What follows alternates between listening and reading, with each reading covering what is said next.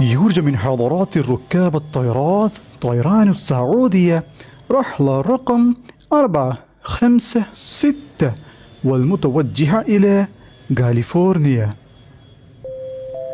Good afternoon, passengers. This is a pre-boarding announcement for the flight number 456 Cebu Pacific to Manila.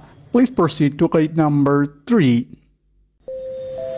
All passengers traveling to California, please proceed to counter number 4.